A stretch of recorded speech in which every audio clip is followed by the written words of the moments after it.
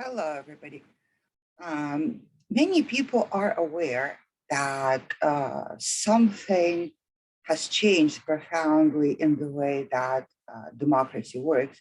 And how many times have we heard in the past several years that our democracy is in danger, our democracy is under assault, we have to do something to save our democracy, these constant fears about the imminent rise of fascism, authoritarianism, and old established democracies.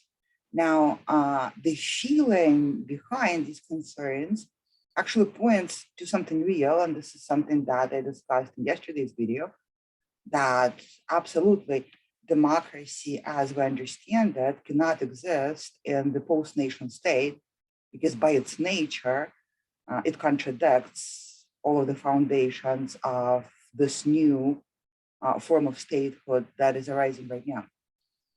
However, when people intuit that something is wrong, they use this very basic psychological defense mechanism, which is to attribute the problem to a tiny, very focalized cause.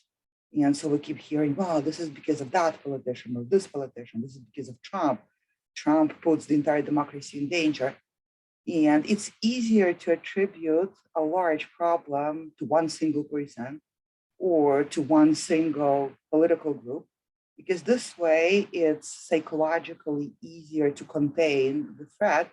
And it's just not that scary anymore because, well, you can get rid of that one person, remove that person from the political space.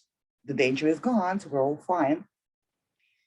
It is difficult to accept that there's something so much larger happening that can absolutely not be stopped or turned around by hounding just one single person. There is no single person who's causing this. This is a profound transformation of the entire form of statehood that is occurring globally.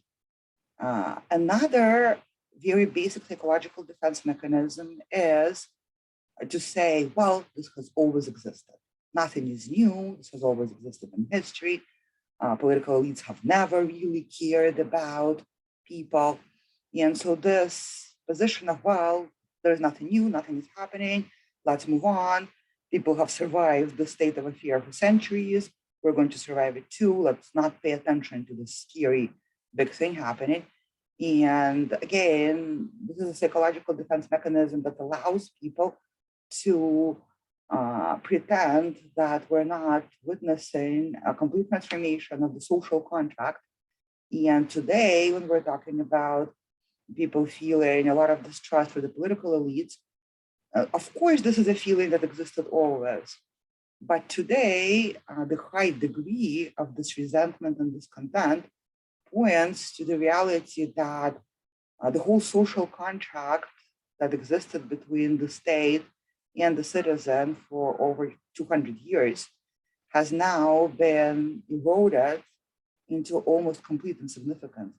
Before we can address the issue we're experiencing, we have to recognize that it is real and stop trying to avoid the need to face this unpleasant reality through these psychological mechanisms that protect our psyche from shattering and when we're confronted with unpleasant news. But at the same time, these mechanisms prevent us from seeing what is happening and creating a course of action that we can use productively to address what is going on.